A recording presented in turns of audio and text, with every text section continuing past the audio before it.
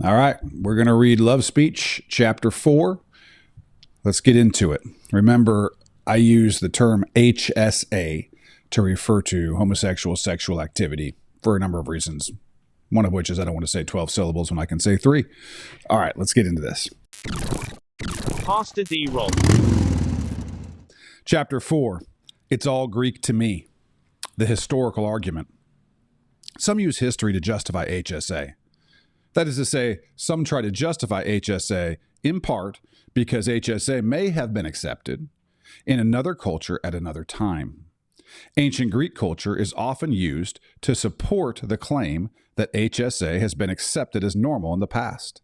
In fact, there was a time in Greek culture when HSA was accepted.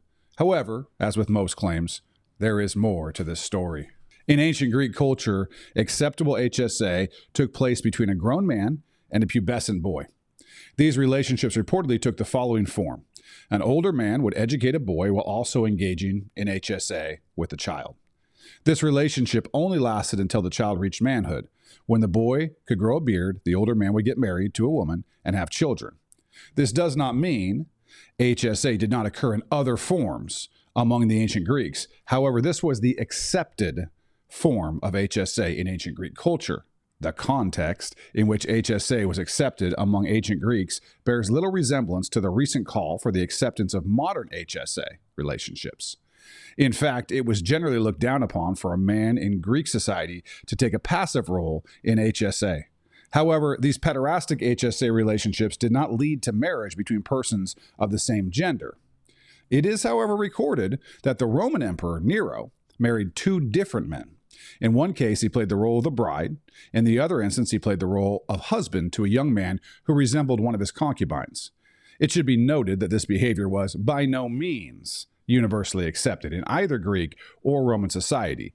It may also be noted that both cultures are considered to have had major moral issues that led to their eventual downfalls. Those who want to point to ancient Greek or Roman culture as evidence that HSA is morally right may want to move carefully. They may prove too much. If we are to believe that because a practice was acceptable in a particular society at a particular time, then the practice should be accepted today, we would also have to consider cannibalism, slavery, and genocide as candidates for moral acceptability. After all, each of these practices have far more substantial places in history in terms of cultural acceptability than HSA. The advocate of the historical argument should also consider that if we want to use other societies as examples of how we should live, then HSA would have to be considered immoral. Because, historically, most of the people in most societies have believed HSA was morally wrong. However, even if we ignore these serious problems with the historical argument, most of the evidence from ancient Greek and Roman sources about HSA relationships would only prove that we should accept pederasty. I do not believe that this is what those who promote this particular argument desire. Recent history. Those who hold that HSA is morally right point to another historical event to support their view. In 1973, the American Psychiatric Association, or APA, made the decision to remove homosexuality from their list of mental disorders. Some point to this event as scientific evidence that HSA is normal and healthy. Again, the facts of the real story show that this event did nothing to provide scientific grounds for believing anything about the morality of HSA.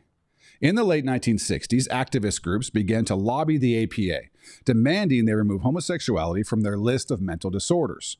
Some of this advocacy included threats, bullying, and disruption, including taking over APA meetings.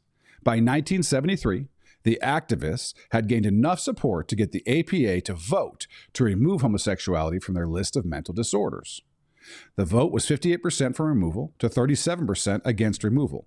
In the end, the decision was not based in science, but was a political move. Psychiatrist Dr. Ronald Bayer described the decision as follows. The entire process, from the first confrontation organized by gay demonstrators to the referendum demanded by the orthodox psychiatrists, seemed to violate the most basic expectations about how questions of science should be resolved. Instead of being engaged in sober discussion of data, psychiatrists were swept up in a political controversy. The result was not a conclusion based on an approximation of the scientific truth, as dictated by reason, but was instead an action demanded by the ideological temper of the times. Homosexual activist Barbara Giddings said, "It was never a medical decision, and that's why I think the action came so fast. After all, it was only 3 years from the time that feminists and gays first zapped the APA at a behavior therapy session to the time the Board of Trustees voted in 1973 to approve removing homosexuality from the list of mental disorders. It was a political move." Dr. Charles Socarides, who was involved in the decision-making process, called this decision the medical hoax of the century. No matter what one believes about whether homosexuality is a mental disorder, it is clear that scientific decisions, like moral decisions, should not be made based on the emotional outcries and bullying tactics of outspoken activist groups. Scientific decisions should be based upon sober and recent research. I am not, by the way, advocating for a return of homosexuality to the list of mental disorders. I am not a psychiatrist, nor am I concerned with labeling homosexuality as a mental disease. Whether people ought to engage in HSA is not a scientific issue. It is a moral issue. We have now seen that removing homosexuality from the list of mental diseases recognized by the APA is not proof that HSA is normal and morally good. The decision by the APA does nothing to answer the question, is it morally wrong to engage in HSA? Consider the following conversation between George and John. George: "John, I'm sorry to hear your wife left you." John: "Thank you for your concern, George. I still can't believe she would leave me when I did not do anything morally wrong." "But John, you were having an affair with her sister." John: "What's your point?" George: "My point is that you were committing adultery. You clearly were doing something morally wrong." John: "Oh, George, you are sorely mistaken. You see, adultery is not considered a mental disease by the American Psychiatric Association, so, obviously, it can't be morally wrong to commit adultery." History does not provide a basis for the claim that HSA is normal and healthy. With very few exceptions, HSA is now, and has always been, considered morally wrong. This does not mean HSA is morally wrong.